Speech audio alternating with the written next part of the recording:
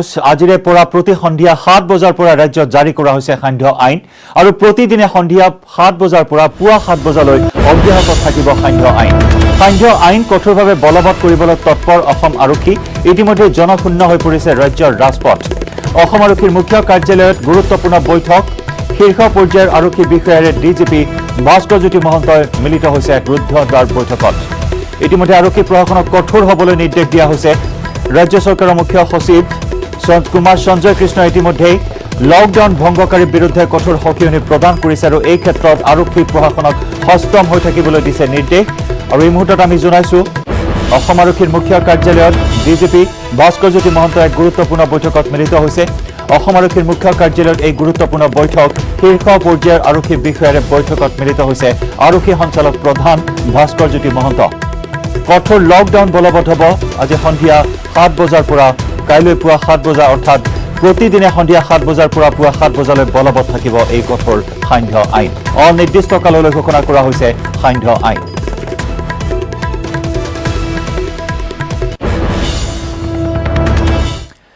আন এক গুৰুত্বপূৰ্ণ খবৰ দেওবাৰৰ সন্ধিয়াৰ পৰা মহানগৰীত লকডাউনৰ কথা ইতিমধ্যে ঘোষণা কৰা হৈছে। আমি জনাইছো আপোনাক সেই খবৰ বিস্তাৰিত ৰূপত। ইফালে বন্ধ থাকিব খাদ্য সামগ্ৰীকে ধৰি সকলো ধৰণৰ বিপণী। মহানগৰবাসী আতংকিত হোৱাৰ প্ৰয়োজন নাই। বজাৰ কৰিবৰ বাবে খোলা থাকিব শনিবাৰ আৰু দেওবাৰ দুটাকৈ দিন। পুৱা 7 বজাৰ পৰা সন্ধিয়া 7 বজালৈ দুদিন খোলা থাকিব বজাৰ। সাৱধানতা অৱলম্বন কৰি বজাৰ কৰক আপুনি, এই আহ্বান ইতিমধ্যে স্বাস্থ্য বিভাগে সকলোকে আহ্বান জনাইছে। আমি জনাইছো যে দেওবাৰৰ সন্ধিয়াৰ পৰা মহানগৰীত লকডাউন বলবৎ কৰা হ'ব। বন্ধ থাকিব খাদ্য সামগ্ৰীকে ধৰি সকলো ধৰণৰ বিপণী। মহানগৰবাসী আতংকিত হোৱাৰ প্ৰয়োজন নাই। বজাৰ কৰিবৰ বাবে খোলা থাকিব শনিবাৰ আৰু দেওবাৰ। সকলোকে লকডাউনৰ নীতি নিয়ম পালন কৰি মাস্ক পৰিধান কৰি সামাজিক দূৰত্ব বৰ্তাই বজাৰ সমাৰ কৰিবলৈ আহ্বান জনোৱা হৈছে। পুৱা 7 বজাৰ পৰা সন্ধিয়া 7 বজালৈ দুদিন খোলা থাকিব বজাৰ সমাৰ। সাৱধানতা অৱলম্বন কৰি বজাৰ কৰিবলৈ আহ্বান জনোৱা হৈছে সকলোকে।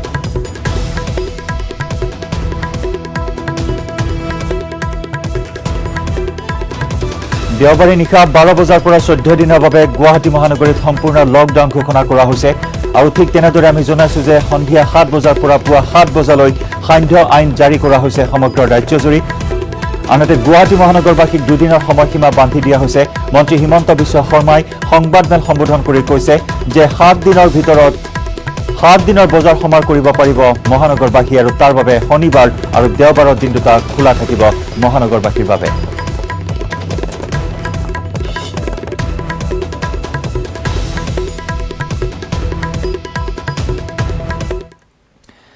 ইতিমধ্যে আমি জনাইছো যে এই গণসংক্ৰমণ ৰোধ কৰিবলৈ গণসংক্ৰমণৰ ভয়াৱহতাৰ প্ৰতি লক্ষ্য ৰাখি গুৱাহাটীত সম্পূৰ্ণ লকডাউন ঘোষণা কৰা হৈছে। দেওবাৰে নিশা 12 বজাৰ পৰা 14 দিনৰ বাবে গুৱাহাটীত হ'ব সম্পূৰ্ণ লকডাউন। আৰু ইপিনে শনি আৰু দেওবাৰে ৰাজ্যৰ অন্যান্য চহৰ নগৰত লকডাউনৰ ঘোষণা মন্ত্ৰী হিমন্ত বিশ্ব শৰ্মাৰ। ৰাজ্যত ভয়ংকৰ ৰূপত কোভিড-19ৰ গণসংক্ৰমণ। মহানগৰত পুনৰ ঘোষণা হ'ল লকডাউন। ৰবিবাৰে নিশা বা সোমবাৰে পুৱতি নিশা 12 বজাৰ পৰা আমি গুৱাহাটী মহানগৰীত 14 দিনৰ বাবে লকডাউন কৰাৰ সিদ্ধান্ত লৈছো। এণ্টায়াৰ কামৰূপ মেট্ৰ' ডিষ্ট্ৰিক্টত 12 জুলাইলৈকে লকডাউন ঘোষণা কৰা হৈছে। মই ৰাইজক আহ্বান জনাম যে আজি, কালি আৰু পৰহি 3টা দিন মহানগৰীখন খোলা থাকিব। অত্যাৱশ্যকীয় সামগ্ৰী আমি সংগ্ৰহ কৰি ল'ব লাগে, কাৰণ এইবাৰ লকডাউনৰ সময়ছোৱাত শাক পাচলি, মাছ মাংস, আনকি গেলামালৰ দোকানো খোলা নাথাকিব। 28 জুনৰ সন্ধিয়া 7 বজাৰ পৰা 12 জুলাইৰ সন্ধিয়া 6 বজালৈ 14 দিনৰ বাবে সম্পূৰ্ণ লকডাউন কামৰূপ মহানগৰ জিলাত। লকডাউনৰ সময়ত যাতে কোনো আইন উলংঘা কৰিব নোৱাৰে, লকডাউন ভংগ কৰিব নোৱাৰে, কঠোৰ হাতেৰে এই ক্ষেত্ৰত ব্যৱস্থা গ্ৰহণ কৰিবৰ কাৰণে নিৰ্দেশনা দিয়া হৈছে। এই লকডাউন অতি কঠোৰভাৱে বলবৎ হোৱাৰ কথা ঘোষণা কৰিছে অসম আৰক্ষীয়ে। যোনটো লকডাউন দিছে এইটো চৰকাৰৰ এটা সঠিক পদক্ষেপ। সংক্ৰমণ যোনটো হৈছে সেইটো কাৰণে এই পদক্ষেপ দিয়াটো এইটো উচিত বুলি ভাবোঁ আমি।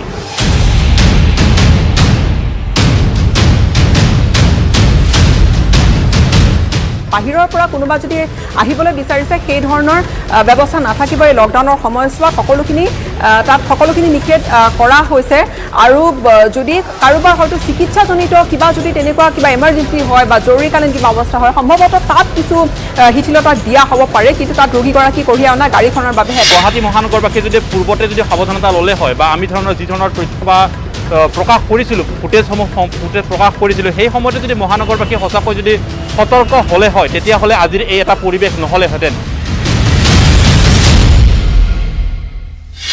ৰাজ্যৰ প্ৰতিখন নগৰ শনিবাৰ দেওবাৰে হ'ব লকডাউন। প্ৰাইভেট গাড়ীও নচলিব। কোভিডৰ ডিউটি আৰু বানপানীৰ লগত জড়িত ব্যক্তিসকলক বাদ দি কোনো পাছ আদি ইছ্যু কৰাও ইয়াত নিয়ম নাই। যদি কোনোবা পেচেণ্ট আছে পেচেণ্টজনক লৈ আহিলে ঘূৰি যাওঁতে পেচেণ্টজনক লৈ ঘূৰি গ'লে বা প্ৰেছক্ৰিপশ্যন সেই মুহূৰ্তত মেডিকেলত এডমিট কৰা কাগজ লৈ ঘূৰি গ'লে গাড়ী চলিব পাৰিব। আদাৰৱাইজ কোনো চৰকাৰী বিষয়ে কোনো গাড়ী মটৰৰ পাছ আদি ইছ্যু কৰা ইয়াত সম্পূৰ্ণভাৱে নিষিদ্ধ কৰা হৈছে। ৰাইজ যদি সজাগ নহয় চৰকাৰে লকডাউন চাপি দিব সেই কথাটো আমি এক প্ৰকাৰ আমি ধৰি ল'ব পাৰোঁ যে ইয়াৰ পিছতো যদি ৰাইজ সজাগ নহয় চৰকাৰে আকৌ লকডাউন চাপি দিব। প্ৰতি শুকুৰবাৰে পৰ্যালোচনা হ'ব পৰিস্থিতি। যদি সংক্ৰমণৰ ঘটনা বাঢ়ে তেনেহ'লে স্বাভাৱিকতে আকৌ লকডাউন হ'ব। লকডাউনৰ সীমাও বাঢ়ি গৈ থাকিব, ৰোগীৰ সংখ্যা বাঢ়িব, লকডাউনৰ সময় বাঢ়িব। তেতিয়াহ'লে যিসকল সৰু খাটি খোৱা লোক আছে কোনোবাই দিন হাজিৰা কৰি খাইছে তেওঁলোক এতিয়া ঘৰত থাকিব লাগিব। দোকানখন কোনোমতেহে আন লোকৰ সময়ছোৱা দোকানখন খুলিবলৈ পাৰিছিল বা আন বহু পৰ্যায়ক্ৰমে খুলি দিয়া হৈছিল। এতিয়া সেইসমূহ আকৌ বন্ধ হৈ পৰিব। ইফালে কেৱল গুৱাহাটীয়েই নহয় ৰাজ্যত শুকুৰবাৰৰ সন্ধিয়া 7 বজাৰ পৰা শনিবাৰৰ পুৱা 7 বজালৈ ঘোষণা হ'ল সান্ধ্য আইন। আজি সন্ধিয়া 7 বজাৰ পৰা পুৱা 7 বজালৈকে প্ৰতিদিনে সমগ্ৰ ৰাজ্যত অনিৰ্দিষ্ট কালৰ বাবে সান্ধ্য আইন জাৰি ঘোষণা কৰিছে ৰাজ্য চৰকাৰে। Bureau report news 18 Assam north east. ইতিমধ্যে আমি জনাইছো যে দেওবাৰৰ সন্ধিয়াৰ পৰা মহানগৰীত লকডাউন বন্ধ থাকিব। আমি জনাইছো খাদ্য সামগ্ৰীকে ধৰি সকলো ধৰণৰ বিপণী গেলামালৰ দোকানো আনকি বন্ধ থাকিব এই লকডাউনৰ সময়ছোৱাত। আৰু মহানগৰবাসীক আতংকিত হোৱাৰ কোনো প্ৰয়োজন নাই বুলি কোৱা হৈছে কিয়নো বজাৰ কৰিবৰ বাবে খোলা থাকিব শনিবাৰ আৰু দেওবাৰৰ দুটাকৈ দিন আৰু পুৱা 7 বজাৰ পৰা সন্ধিয়া 7 বজালৈ দুদিন খোলা থাকিব বজাৰ। সাৱধানতা অৱলম্বন কৰি বজাৰ কৰিবলৈ ৰাইজক আহ্বান জনোৱা হৈছে। আমাৰ সতীৰ্থ সাংবাদিক হীৰকজ্যোতি মালাকাৰৰ সৈতে আমি যোগাযোগ স্থাপন কৰিছো এই মুহূৰ্তত। হীৰক, ইতিমধ্যে গুৱাহাটী মহানগৰীত লকডাউন আৰু তাৰ সমান্তৰালকৈ সান্ধ্য আইন জাৰি কৰা হৈছে সমগ্ৰ ৰাজ্যজুৰি। দুদিনৰ সময় আছে মহানগৰবাসীৰ হাতত, গতিকে আহ্বান জনোৱা হৈছে খৰখেদা কৰাৰ কোনো প্ৰয়োজন নাই। সামাজিক দূৰত্ব বজাই মাস্ক পৰিধান কৰি সকলোৱে বজাৰ কৰিব পাৰিব এই দুটা দিনত।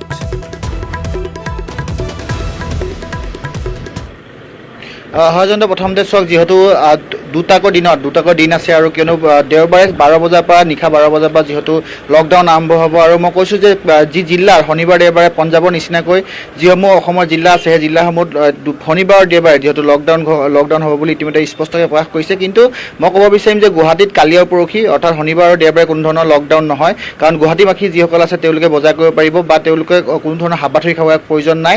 এই দুটা দিনত তেওঁলোকে বজাৰ কৰিব পাৰিব আৰু ইতিমধ্যে স্পষ্টকৈ প্ৰকাশ কৰিছে যে যিসকল লকডাউন নামানে সেই লকডাউনৰ নমনাসকলৰ বিৰুদ্ধে কঠোৰ ব্যৱস্থা গ্ৰহণ কৰা হ'ব। বিশেষকৈ যদি লকডাউনৰ সমস্যাত কোনো শাক পাচলিৰ দোকান অথবা গেলামালৰ দোকান বেআইনীভাৱে খোলা থাকে অত্যাৱশ্যক সামগ্ৰীৰ বাহিৰে সেই যিবোৰ পাৰ্মিশ্যন দিছে পাৰ্মিশ্যন নথকা দোকানসমূহ যদি খোলা থাকে তেন্তে সেই তাৰ লাইচেঞ্চ বাতিল কৰাৰ লগতে তেওঁক গ্ৰেপ্তাৰ কৰাৰ সম্ভাৱনা আছে। যিহেতু এই ক্ষেত্ৰত মহানগৰ আৰক্ষী আয়ুক্তই স্পষ্টকৈ প্ৰকাশ কৰিছে। আৰু এইবাৰ যদি কোনো লোকে মাস্ক নিপিন্ধাকৈ যদি বাহিৰলৈ ওলায় তেন্তে পূৰ্বৰ 500 টকাতকৈ অধিক টকা জৰিমনা হোৱাৰ সম্ভাৱনা আছে। আৰু আজি যিহেতু এই মুহূৰ্তত DGP অফিচৰ যি মুখ্য কাৰ্যালয় আছে সেই মুখ্য কাৰ্যালয় ইতিমধ্যে যিসকল CP আছে DCP আছে বা অন্যান্য যি মহানগৰ আৰক্ষী যিসকল বিষয় বিভাগ আছে বিষয় বিভাগ এই বৈঠকত মিলিত হৈছে। আৰু বৈঠকত মূলতঃ কেনেকৈ লকডাউনটো ইম্প'জ কৰা হয় বা কেনেকৈ লকডাউনটো প্ৰযোজ্য কৰা হয় তাৰ প্ৰতি লক্ষ্য ৰাখিছে। আৰু যিহেতু গুৱাহাটীৰ সৈতে অন্যান্য জিলাৰ বিভিন্ন সম্পৰ্ক আছে সেই তাৰ প্ৰতিও লক্ষ্য ৰাখিও এনেবোৰ দিশ চোৱা হৈছে। বিশেষকৈ ক'ব লাগিব যে যিহেতু গুৱাহাটীৰ বাহিৰত যিসকল লোক আছে সেই লোকসকল আহিব পাৰিব গুৱাহাটীলৈ, কিন্তু গুৱাহাটীত তেওঁলোকে কোৱাৰেণ্টাইন হৈ থাকিব লাগিব, কিন্তু গুৱাহাটীৰ পৰা তেওঁলোকে অন্য স্থানলৈ যাব নোৱাৰিব। আৰু বিমান সেৱা যিহেতু কিছু বিমান সেৱা আৰু ৰেল সেৱা ইতিমধ্যে মুকলি থাকিব বুলি প্ৰকাশ কৰিছে, আৰু এই বিমান আৰু ৰেল সেৱাৰ জৰিয়তে আহিব পাৰিব। আৰু মুঠৰ ওপৰত যি লকডাউন আছে, এই লকডাউন পূৰ্বতকৈ কঠোৰ হ'ব, আৰু এই লকডাউন যোনে অমান্য কৰে তেন্তে বিহিত ব্যৱস্থা গ্ৰহণ কৰা হ'ব বুলি স্পষ্টভাৱে প্ৰকাশ হৈছে। কিন্তু মহানগৰ আজিৰ দিনটো চাব যায়, শনিবাৰ দেওবাৰ দিনটো বন্ধ থাকিব বুলি মহানগৰ একাংশ মহানগৰবাসী ওলাই আহিছে, সকলোৱে বজাৰ সমাৰ কৰিব ওলাই আহিছে, কিন্তু যিসমূহ বস্তুৰ দাম সেই বস্তুৰ দাম পূৰ্বৰ তুলনাত কিন্তু অধিক হোৱা পৰিলক্ষিত হৈছে। যদি চাব যায় আপুনি কণীৰ দাম যদি পূৰ্বতে 140 টকা আছিলে, এতিয়া কিন্তু 200 টকা পৰ্যন্ত হৈছে গৈছে। বিলাহী বা অন্যান্য যিবোৰ সামগ্ৰী সেই সামগ্ৰীৰ মূল্য দুগুণে বৃদ্ধি হৈছে, আৰু আৰক্ষী এই ক্ষেত্ৰত সক্ৰিয় ভূমিকা গ্ৰহণ কৰিছে, কিয়নো লকডাউন যি দিব বা লকডাউন যি প্ৰযোজ্য হ'ব দেওবাৰৰ পৰা সেই ক্ষেত্ৰত আৰক্ষী সম্পূৰ্ণৰূপে সষ্টম হৈ পৰিছে। আৰু আৰক্ষী যিহেতু যিসমূহ গুৱাহাটী মহানগৰীৰ যিসমূহ অঞ্চল আছে সেই অঞ্চলসমূহ পূৰ্বৰ প্ৰথম যি লকডাউন আছিলে সেই লকডাউনকৈ অধিক যিহেতু আৰক্ষী আৰু প্ৰশাসনৰ লোক নিয়োগ কৰা হ'ব, আৰু মূলতঃ লকডাউন পূৰ্বতকৈ কঠোৰ হ'ব, আৰু ইতিমধ্যে লকডাউন কেনেকৈ সম্পূৰ্ণ প্ৰযোজ্য কৰিব পাৰি এই বিষয়ে আৰক্ষীৰ যিবোৰ শীৰ্ষ বিষয়া আছে সেই শীৰ্ষ বিষয়া ইতিমধ্যে আজি মিলিত হৈছে। ধন্যবাদ হীৰক, ধন্যবাদ জ্ঞাপন কৰিছো। এই মুহূৰ্তত আৰক্ষী যথেষ্ট কঠোৰ হৈছে, অত্যন্ত কঠোৰ হ'ব লকডাউন। প্ৰথম পৰ্যায়ৰ লকডাউনতকৈ অধিক কঠোৰ হ'ব এই লকডাউন, যিহেতু গুৱাহাটী মহানগৰীত গণসংক্ৰমণ আৰম্ভ হৈছে, গণসংক্ৰমণৰ বলি হৈছে বহু লোক, প্ৰায় 4 শতাধিক লোকৰ ভ্ৰমণ বৃত্তান্ত নাই, আৰু এই ভয়াৱহতাৰ প্ৰতি লক্ষ্য ৰাখি গুৱাহাটী মহানগৰীত সম্পূৰ্ণ লকডাউন ঘোষণা কৰা হৈছে, আৰু এই লকডাউন উলংঘাকাৰীৰ বিৰুদ্ধেও কঠোৰ হ'ব আৰক্ষী প্ৰশাসন।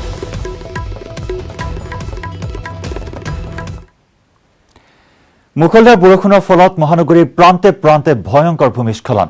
কাহিলীপাৰাত ঘৰৰ ওপৰত দেৱাল খহি প্ৰাণ গ'ল এগৰাকী মহিলাৰ। ইফালে ভূমিস্খলনত শিশুসহ আহত হৈছে আন 3জনকৈ লোক। সমান্তৰালকৈ মালিগাঁৱতো সংঘটিত হ'ল একেই ভূমিস্খলনৰ ঘটনা। ৰাজ্যত ভয়ংকৰ ৰূপত কোভিড-19ৰ গণসংক্ৰমণ।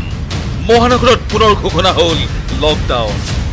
ৰবিবাৰে নিশা বা সোমবাৰে পুৱতি নিশা 12 বজাৰ পৰা আমি গুৱাহাটী মহানগৰীত 14 দিনৰ বাবে লকডাউন কৰাৰ সিদ্ধান্ত লৈছো।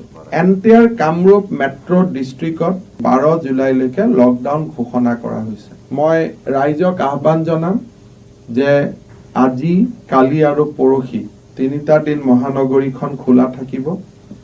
অত্যাৱশ্যকীয় সামগ্ৰী আমি সংগ্ৰহ কৰি ল'ব লাগে, কাৰণ এইবাৰ লকডাউনৰ সময়ছোৱাত শাক-পাচলি, মাছ, মাংস, আনকি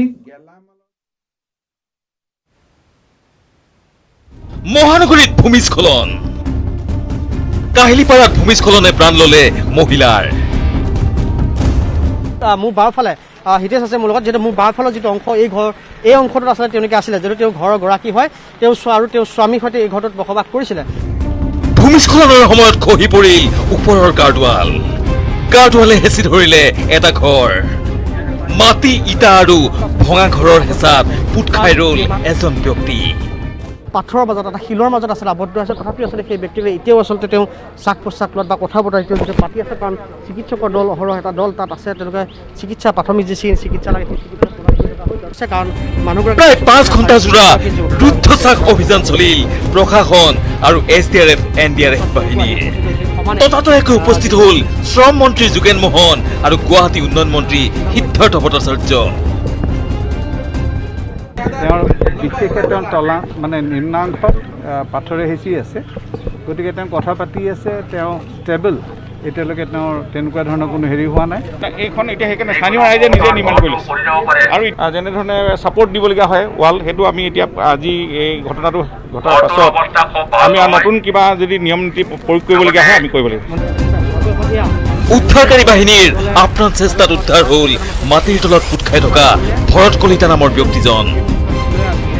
এতিয়াও আছে, ঠিকে আছে, চব ঠিকে আছে। মেডিকেলত লৈ যোৱাৰ পিছত গোটেইখিনি স্বাস্থ্যৰ সেইটো গম পোৱা যাব। ভৰি আঁঠুৰ তলত চেপা হৈ আছিলে, আৰু গতিকে এতিয়া তেওঁক লৈ যোৱা হ'ল, হায়তত লৈ যোৱা হৈছে। গতিকে আপোনালোকে বহুত সহায় কৰিলে, সেইকাৰণে বহুত বহুত ধন্যবাদ। ঘটনাৰ সময়ত ঘৰটোত ভাড়াতীয়া হিচাপে থকা ভৰত কলিতাৰ পত্নী আৰু তেওঁৰ পুত্ৰ চোতালত আছিল। দুয়ো সামান্য আঘাত পায় যদিও ঘৰটোৰ ভিতৰত থকা ভৰত কলিতা মাটিত পুত খাই পৰাৰ বিপৰীতে বন কৰা মহিলা গোলাপী কলিতা গুৰুতৰভাৱে আহত হয়। ইয়াৰ মালিক হিচাপে তাৰমানে বৰ্তা আৰু বৰমা আছিলে, হেম বৰা আৰু উষা বৰা। আৰু তেখেতসকলৰ ভাড়াতীয়া হিচাপে আছিলে আমাৰ ভৰত কলিতা আৰু তেখেতৰ পৰিয়াল আৰু ল'ৰা ছোৱালী দুটা লৈ পেলাই তেনেকৈ আছিলে। আগতে এবাৰ ৱালখন খহিছিলে, তেতিয়া ৱালখন অলপ চাপৰ আছিলে, তাৰপিছত সেইখন ৱাল তেনেকৈ খহি পেলাই তেখেতসকলৰ ঘৰ এটা মানে তেতিয়া কিন্তু মানুহৰ কোনো অসুবিধা হোৱা নাই, কিন্তু ঘৰৰ ৱাল ভাঙিছিলে। ইয়াতে 7:30মান বজাত হৈছিলে ঘটনাটো। মানুহজনৰ এতিয়া মালিকৰ নাম হৈছে হেমকান্ত বৰা। পাথৰ মানে যিখন গাৰ্ড ৱাল আছিলে, সেই গাৰ্ড ৱালখন খহি পেলাই তেখেতক হেঁচা মাৰি ধৰি আছে। তেখেতৰ ভৰি মানে পিছৰ অংশ মানে কঁকালৰ পৰা পিছৰ অংশখিনি আবদ্ধ হৈ আছে। আনহাতে ঘৰটোৰ গৰাকী হেমকান্ত বৰাৰ পত্নী উষা কলিতাই এই ভূমিস্খলনৰ সময়ত কঁকালত আঘাত পায় আৰু পিছত চিকিৎসালয়ত মৃত্যু ঘটে উষা কলিতাৰ। ইফালে কেৱল কাহিলীপাৰাতেই নহয়, মালিগাঁৱতো সংঘটিত হয় ভয়ংকৰ ভূমিস্খলন। গাৰ্ডৱাল খহি পৰাৰ ফলত ধনুষ দাস নামৰ এজন ব্যক্তিৰ বাসগৃহৰ প্ৰচুৰ ক্ষয় ক্ষতি সাধন হয়। অৱশ্যে এই ঘটনাত কথমপি প্ৰাণ ৰক্ষা পৰে পৰিয়ালটোৰ। কাহিলীপাৰাৰ পৰা ভাস্কৰ হাজৰিকা আৰু মালিগাঁৱৰ পৰা Parthapratim Das, news 18 Assam north east. আৰু কাহিলীপাৰাৰ পাছত মালিগাঁৱৰ পাছত উত্তৰ গুৱাহাটীৰ গৌৰীপুৰতো ভয়ংকৰ ভূমিস্খলনৰ ঘটনা। পাহাৰ খহি বন্ধ হৈ পৰিল 31 নম্বৰ ৰাষ্ট্ৰীয় ঘাইপথ। পাহাৰৰ প্ৰকাণ্ড শিল খহি পৰিল ৰাষ্ট্ৰীয় ঘাইপথত। কথমপি প্ৰাণ ৰক্ষা পৰে কেইবাজনো লোকৰ। আৰক্ষী আৰু দুৰ্যোগ ব্যৱস্থাপনা বিভাগৰ লোক ঘটনাস্থলীত বহু পলমকৈ উপস্থিত হোৱাৰ অভিযোগ। নেৰেনেপেৰা বৰষুণৰ বাবেই গৌৰীপুৰত সংঘটিত হৈছে এই ভয়ংকৰ ভূমিস্খলন। 31 নম্বৰ ৰাষ্ট্ৰীয় ঘাইপথেৰে যান বাহনৰ চলাচল ব্যাহত হৈ পৰে। কেৱল দুচকীয়া বাহনহে চলাচল সম্ভৱ হৈ পৰে। চাৰিচকীয়া বাহন আবদ্ধ হৈ পৰে। প্ৰকাণ্ড শিল বাগৰি পৰিছে ৰাষ্ট্ৰীয় ঘাইপথছোৱাৰ ওপৰত।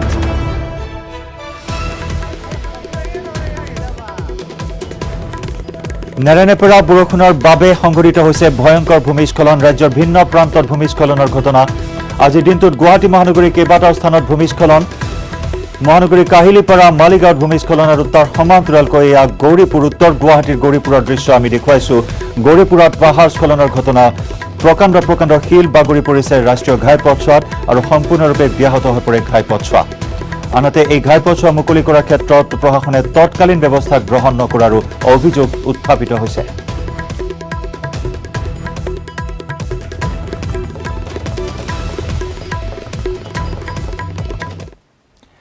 ৰাজ্যত কৰোনা ভাইৰাছৰ গণসংক্ৰমণৰ ভয়াৱহ ৰূপ। হুৰাহুৰে বাঢ়িবলৈ ধৰিছে কভিড পজিটিভ লোকৰ সংখ্যা। কিন্তু ইপিনে কৰোনাই ভয়াৱহ ৰূপ ধাৰণ কৰাৰ পিছতো একাংশই উলংঘা কৰি গৈছে COVID-19ৰ প্ৰটকল।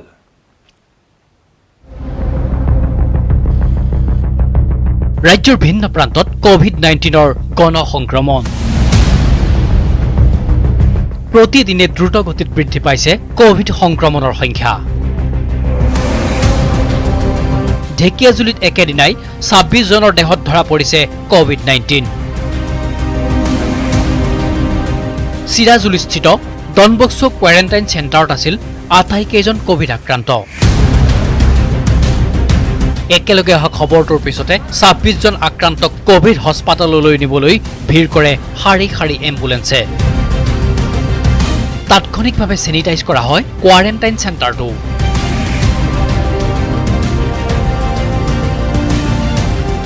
ডনবস্কোত ইয়াতে 26 জন আছে। 26 জন যাব এতিয়া? হয়, 26 জন, টোটেল 28 জন যাব আৰু 2 জন আমি বৰচলা হাই ছেকেণ্ডেৰীৰ পৰা লৈ আহিছোঁ। এতিয়া ক'লৈকে লৈ যাব ৰোগীখিনি? এতিয়া আমি ইয়াৰ পৰা তেজপুৰ ইউনিভাৰ্চিটি লৈ যাম। শোণিতপুৰৰ বায়ুসেনা বাহিনীৰ 7 গৰাকীৰ শৰীৰতো ধৰা পৰিছে COVID-19। TMCHৰ এগৰাকী চিকিৎসক আৰু এগৰাকী নাৰ্ছৰ দেহতো ধৰা পৰিছে কভিড সংক্ৰমণ। TMCHৰ চিকিৎসক হিম্মত ৰাথোৰে ভাড়া থকা তেজপুৰ ঘৰপুৰা চুবুৰীৰ অনিল ডেকা নামৰ লোকজনৰ বাসগৃহ নিশাই কণ্টেইনমেণ্ট জোন ঘোষণা কৰে প্ৰশাসনে।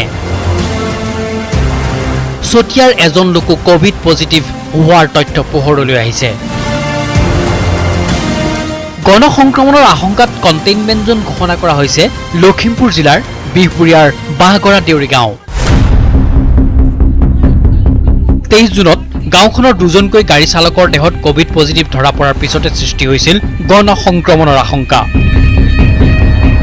কিন্তু যেন কণ্টেইনমেণ্ট জোন ঘোষণা কৰিয়েই দায়িত্ব সামৰিছে জিলা প্ৰশাসনে। এতিয়ালৈকে স্বাব সংগ্ৰহ কৰা নাই আক্ৰান্ত যুৱক 2জনৰ পৰিয়ালৰ লোকৰ। ইপিনে লখিমপুৰ চাবুতিৰ অসামৰিক চিকিৎসালয়ৰ এগৰাকী প্ৰশাসকৰ দেহত ধৰা পৰিছে COVID-19। প্ৰশাসক সৌৰভ শইকীয়া আক্ৰান্ত হৈছে COVID-19ত। শইকীয়াৰ সংস্পৰ্শলৈ আহিছিল চিকিৎসালয়খনৰ কেইবাজনো চিকিৎসক, নাৰ্ছ আৰু চিকিৎসাকৰ্মী, যাৰ ফলত চিকিৎসালয়খনৰ প্ৰশাসনিক কাৰ্যালয় বন্ধ ৰাখিছে জিলা প্ৰশাসনে। সৌৰভ শইকীয়াৰ সংস্পৰ্শলৈ অহা সহকাৰী অধীক্ষক ডাক্তৰ নিখিল কাকতিৰ লগতে 18জন কৰ্মচাৰীক কৰা হৈছে কোৱাৰেণ্টাইন।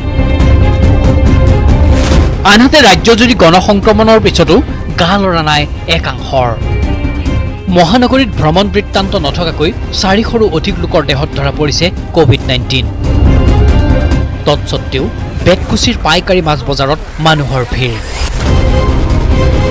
প্ৰশাসনৰ সকলো নীতি নিয়ম ভৰিৰে মোহাৰি চলাই গৈছে ব্যৱসায়।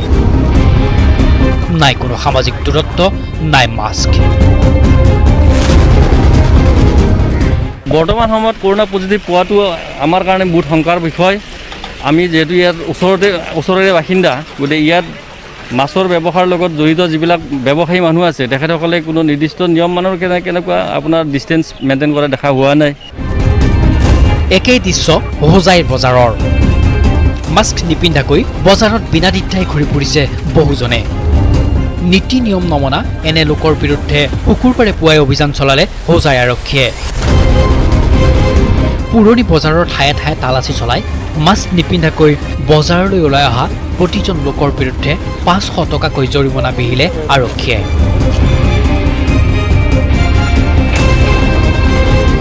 Bureau report, news 18 Assam north east. ডিব্ৰুগড়ত কৃত্ৰিম বানৰ অপৰিৱৰ্তিত ৰূপ। কৃত্ৰিম বানত ৰাজপথতে বুৰ গ'ল মালবাহী ট্ৰাক। অৱশ্যে সৌভাগ্যক্ৰমে ৰক্ষা পৰে ট্ৰাকখনৰ চালক আৰু হেণ্ডিমেনৰ।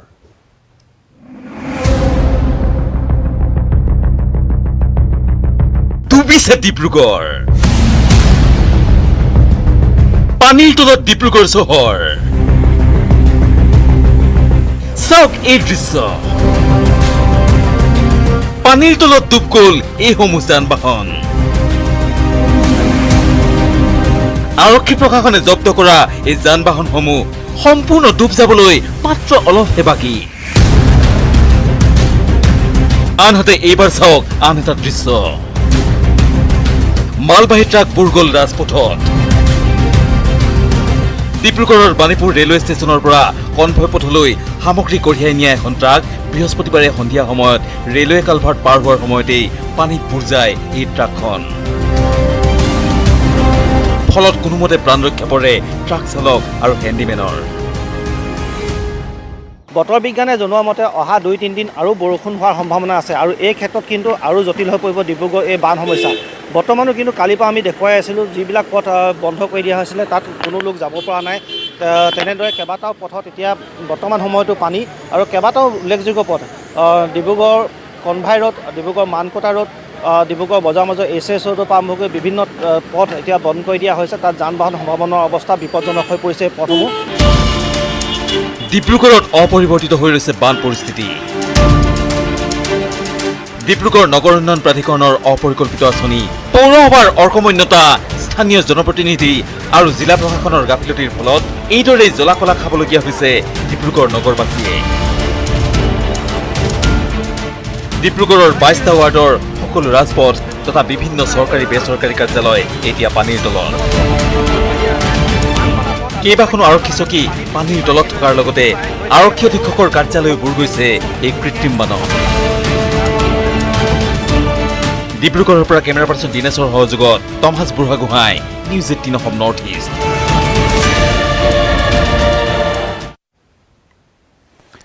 ক্ৰমাৎ জটিল ৰূপ ধাৰণ কৰিছে বান পৰিস্থিতিয়ে। ৰাজ্যৰ জিলাই জিলাই বানৰ সংহাৰ, হাহাকাৰ, বন্যাতৰ বিলয় বিপত্তি কাজিৰঙা ৰাষ্ট্ৰীয় উদ্যান, পবিতৰা অভয়াৰণ্যৰ বন্য জীৱ জন্তুৰো। ব্ৰহ্মপুত্ৰৰ বানত প্লাবিত হোৱা কাজিৰঙা ৰাষ্ট্ৰীয় উদ্যানৰ বন্যপ্ৰাণীয়ে আশ্ৰয়ৰ সন্ধান বিচাৰি এতিয়া ঢাপলি মেলিছে কাৰ্বি পাহাৰলৈ। ক্ৰমাৎ জটিল ৰূপ ধাৰণ কৰিছে ৰাজ্যৰ বান পৰিস্থিতিয়ে। ৰাজ্যৰ জিলাই জিলাই বানৰ সংহাৰ, হাহাকাৰ বন্যাত্বৰ বিপাঙত কাজিৰঙা ৰাষ্ট্ৰীয় উদ্যান, পবিতৰা অভয়াৰণ্যৰ বন্য জীৱ জন্তু। ব্ৰহ্মপুত্ৰৰ বানত প্লাবিত হোৱা কাজিৰঙা ৰাষ্ট্ৰীয় উদ্যানৰ বন্যপ্ৰাণীয়ে আশ্ৰয়ৰ সন্ধান বিচাৰি ঢাপলি মেলিছে কাৰ্বি পাহাৰলৈ। বানৰ পৰা পৰিত্ৰাণ পাবলৈ কহৰা বনাঞ্চলৰ পৰা ওলাই অহা বনৰীয়া হাতীৰ জাক সোমালহি শিলজুৰি চাহ বাগিচাত। হাতীৰ জাক দেখি হাহাকাৰ বাগিচাত কৰ্মৰত শ্ৰমিকৰ। ইফালে বান পৰিস্থিতিৰ প্ৰতি লক্ষ্য ৰাখি কাজিৰঙা ৩৭ নং ৰাষ্ট্ৰীয় ঘাইপথত ১৪৪ ধাৰা নিষেধাজ্ঞা জাৰি কৰিছে প্ৰশাসনে। ইয়াৰ লগতে বেৰিকেড বহুৱাই টাইম কাৰ্ড প্ৰৱৰ্তনৰ ব্যৱস্থা কৰিছে।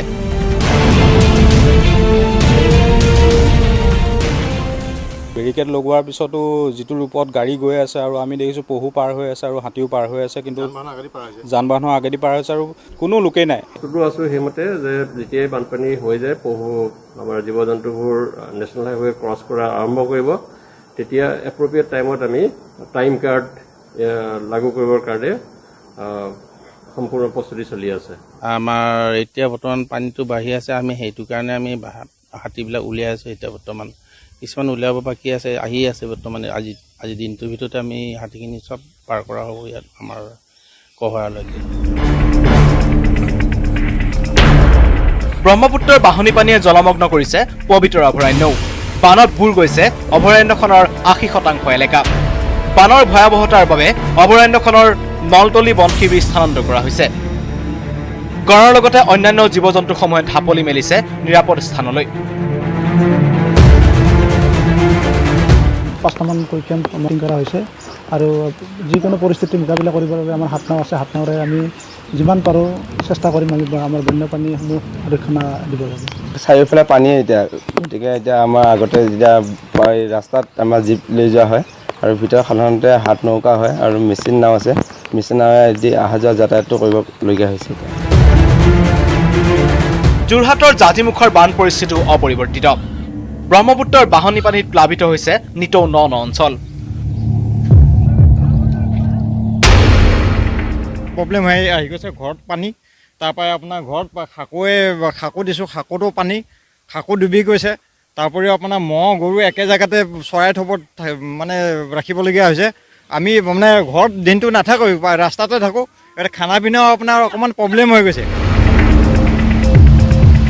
টিহু পশ্চিম নলবাৰীতো বানৰ তাণ্ডৱ।